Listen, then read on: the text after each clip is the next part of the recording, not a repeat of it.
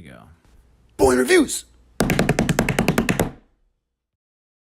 All right, welcome back to Boring Reviews. Nick here, and I am back for episode 2 of Special Ops. I dropped my quick reaction to episode 1 yesterday, last night my time, so go ahead and check that out. I wanted to get in under 5 minutes, and if you take out the intro, I was successful. I'm not going to always stick to that 5-minute mark, but maybe just a little bit above for each new episode, and then at the end of the season, I will give a review. So I got almost 700 views so far in that first video. If I got 500 more, I was going to do a second reaction for episode 2. So here you are. If you're new to Boring Reviews, don't forget to like and subscribe. Let's not waste any time. Let's get into episode 2. So episode 2, for me, was a lot of fun. Because, again, I love characters. And in episode 2, we have the same format where Hamat Singh is being interviewed by these government officials trying to figure out, you have all this money, how are you spending? Which I think is kind of interesting because how are you going to give a department in the government basically unlimited money amounts and then not question them until 15, 16 years later? Maybe the show will explain that to me, but I think you're asking for trouble. You're getting yourself in trouble if you say, don't worry about it, we'll check in and we'll do an audit 15 years later. It makes no sense. All companies, they do yearly audits, quarterly audits, semi-annual audits, not 18, 20 years later. But anyways, we're in this format. He's being interviewed and he's being asked about different people, about one in particular, Farouk Ali, and how he got to know him. And as we're doing this, we get introduced to different characters, different agents, different assets that Hamat Singh, has in the field as they're still trying to chase down this character. I can't remember what his name is, who was the sixth man for that terrorist attack in 2001, fictional one, for Parliament. And so it was really cool to see what these different agents were doing, these different assets were doing at the time when they got his phone call.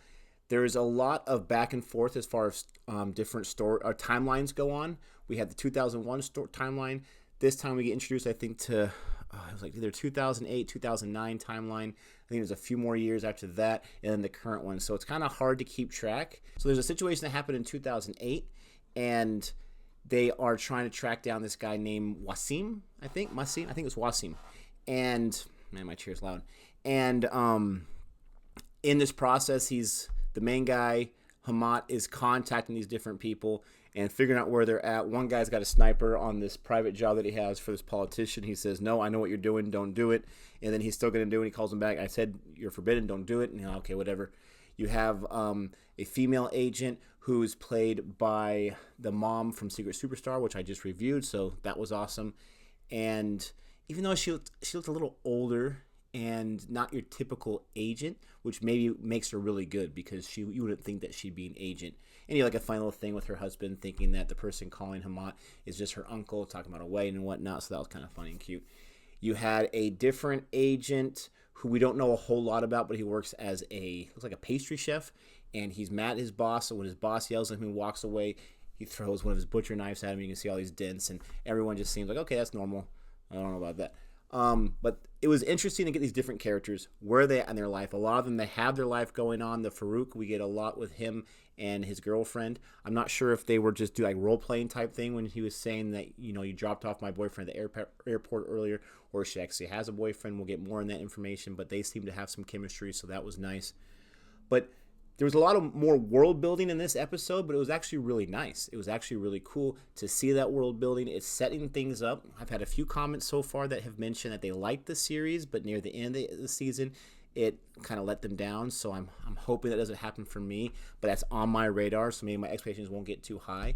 But so far in the first 2 episodes, I'm absolutely loving them. Again, this last episode, a lot of characters, a lot of information. You have these 2 guys interviewing in the audit, Hamat, and especially the guy on the right, I think BK is his name, getting very, very angry. He's getting very frustrated because he's used to getting an answer. He's not used to being told no or being told anything by this guy. But this guy has a higher pay grade, I guess, or some secrets or whatever. So he feels he's not to share all the things with him, and he's getting very frustrated with that and angry about that. And I gave a lot of credit to the Hamat Singh character because if that was me, I probably would have folded and said, okay, whatever. But that's why he's in that role, and I'm not. I liked his little assistant that he had going on. There was one point where they were interrogating this one guy to try to get information on Wasim, and the assistant goes to one of the soldiers and says, give me an unloaded gun. And he's like, man, you guys really do your own little thing, don't you? He's like, yeah, pretty much. Because he knows the protocol. They work well together. It's interesting how there's a part where he's allowing, there's so much money being spent. This guy needs money for this. This guy needs money for this. This guy needs money for this. And I need an iPad. Why do you want an iPad? So that was kind of messed up. Like, everyone else is getting money. Why not me? He didn't really give a good reason, though. But anyways, a lot of information in just 5 or 6 minutes. I hope you are enjoying my quick reactions. Thanks for watching the first one. Go ahead, if you have not seen it, go ahead and check out the other one so that you can get an idea of where I'm going at.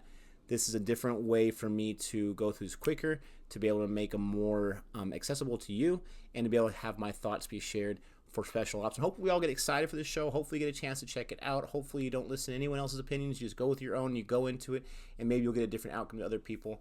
But for the most part, people are enjoying this. Again, this is directed and created by Neeraj Pandey, which makes me super excited. But with all that being said, I hope you liked my quick reaction. Hopefully you can understand me talking so fast, trying to get this under 6 minutes. And don't forget to check out my other videos.